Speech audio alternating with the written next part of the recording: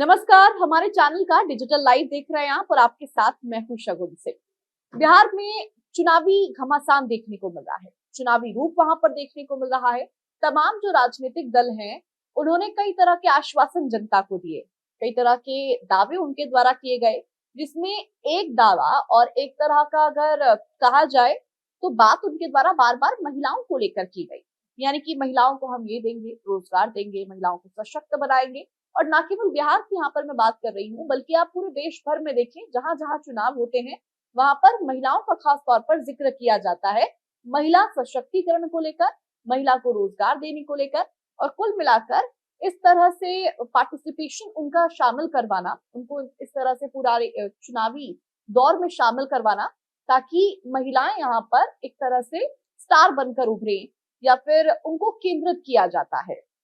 अब जब बिहार में पहले चरण का मतदान हुआ, उसके बाद एक मुद्दा काफी तूल पकड़ता हुआ नजर आया। वो एक योजना को लेकर था कि क्या जिस तरह से बिहार में चुनावी माहौल देखा जा रहा है, पहले चरण के मतदान वहां पर हो चुके हैं, तो मुख्यमंत्री महिला रोजगार योजना बंद हो जाएगी। ये एक बड़ा सवाल जो कि सबके मन में था, और जिसको लेकर कई तरह की अफवाहें भी देखने को मिली कि जैसे ही बिहार में चुनाव हो जाएगा तो जो मुख्यमंत्री महिला रोजगार योजना है वो बंद हो जाएगी। आज हम इस वीडियो में इसी विषय को लेकर बात करेंगे। कौन कौन सी उसको लेकर प्रश्न है जो आपके मन में उठ सकते हैं, और उनके जवाब जानने की आज हम इस वीडियो में कोशिश करेंगे। तो देखिए, सबसे पहले अगर बात की जाए मुख्यमंत्री महिला रोजगार योजना की, तो इसमें 1.5 करोड़ महिलाओं को, 1.5 करोड़ से ज्यादा महिलाओं को 10,000 रुपए शुरुआती किश्त भेजी जा चुकी है। यानी कि उनके खातों में जो एक किश्त है उसको भेजा गया है। अब जो सफल आवेदन है उनको तो पैसे मिल गए, लेकिन कुछ लोग ऐसे हैं जिनके खातों में पैसे नहीं आए। तो जिनके खातों में पैसे नहीं आए हैं वो क्या करें, उसके लिए क्या है, तो इसको लेकर भी हम जानकारी यहाँ पर साझा करेंगे। तो सबसे पहले बात करें 7 नवंबर की, तो 7 नवंबर को मुख्यमंत्री महिला रोजगार योजना की 7वीं किश्त को ट्रांसफर किया गया। यानी कि महिलाओं के खाते में इस पैसे को डाला गया। अब जानकारी यह है कि जिन महिलाओं को अभी तक 10,000 रुपए की शुरुआती किश्त नहीं मिली है, उनके खाते में पैसे भेजे जा रहे हैं। अगर आपका लिस्ट में नाम है और आपको पैसे नहीं मिले हैं, तो आप डीबीटी के माध्यम से पैसे अपने खाते में ले सकते हैं। सरकार की ओर से यह भी स्पष्ट किया गया कि आपको परेशान होने की जरूरत नहीं है। यानी कि सरकार ये कह रही है कि हमारा काम है, हमारा कर्तव्य है। अगर आपने किसी योजना में एनरोल किया है और उसकी किश्तों को हम जारी कर रहे हैं, तो उसके पैसे आपके अकाउंट में जरूर आएंगे, आप निश्चिंत रहिए। अब जो भी महिलाएं इस योजना की पात्रता रखती हैं या फिर आवेदन कर चुकी हैं, उन्हें रोजगार शुरू करने के लिए पैसा मिलेगा। यानी कि वो अपना छोटा छोटा कोई बिजनेस शुरू कर सकती हैं, उसके लिए पैसे दिए जाते हैं। यानी कि कुल मिलाकर अगर देखा जाए तो महिलाओं को सशक्त करने के लिए। अब ये एक सवाल जो कि सबसे पहले मैंने उठाया कि क्या चुनाव के बीच में जो बात हो रही है कि योजना बंद हो जाएगी, तो इसका जवाब है नहीं।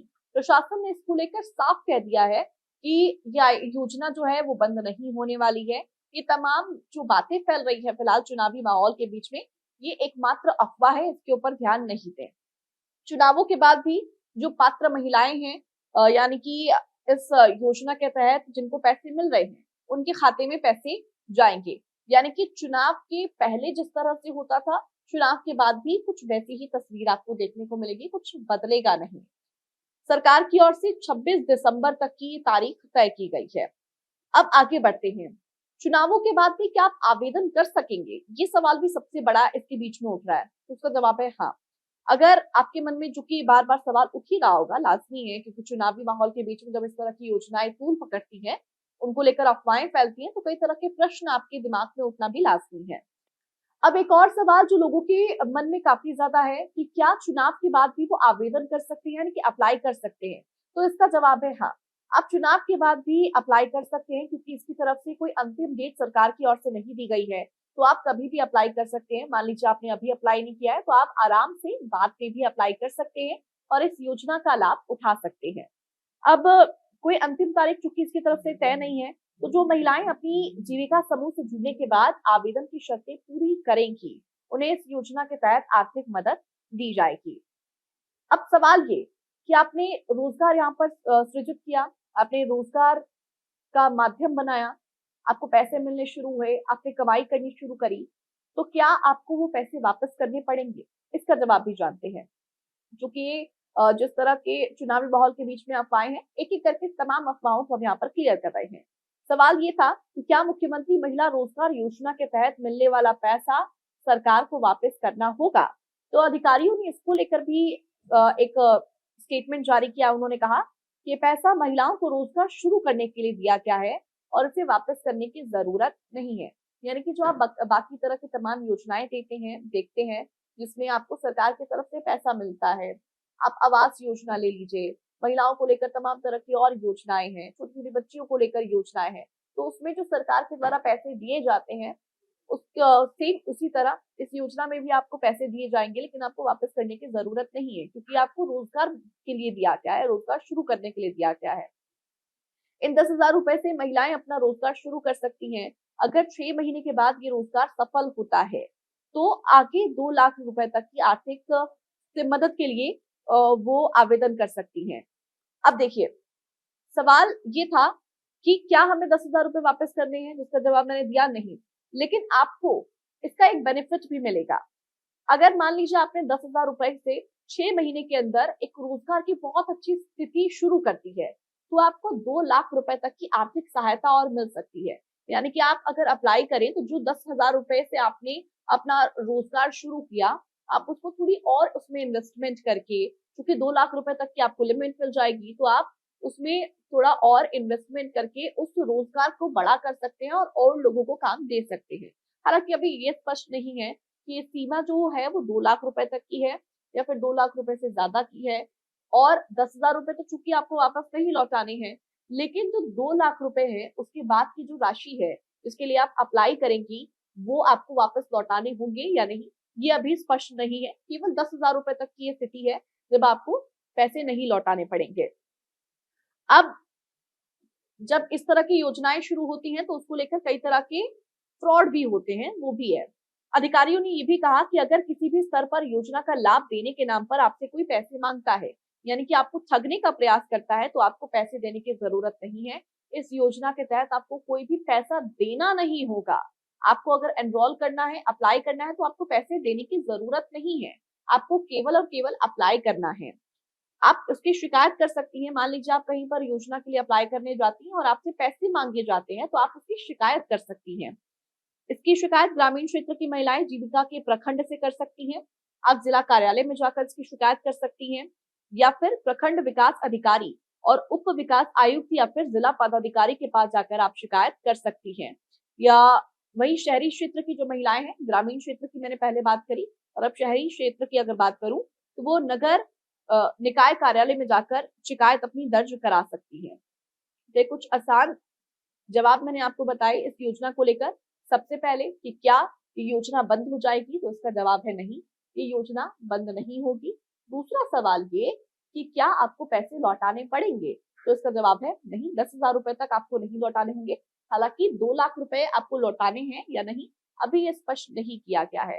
अब तीसरा सवाल ये भी था कि मान लीजिए आपने अभी अप्लाई नहीं कर पाई हैं आप किसी कारणवश, तो क्या आप बाद में अप्लाई कर सकती हैं, तो इसका जवाब है हाँ, आप बाद में अप्लाई कर सकती हैं। इसको लेकर कोई अंतिम डेट नहीं है।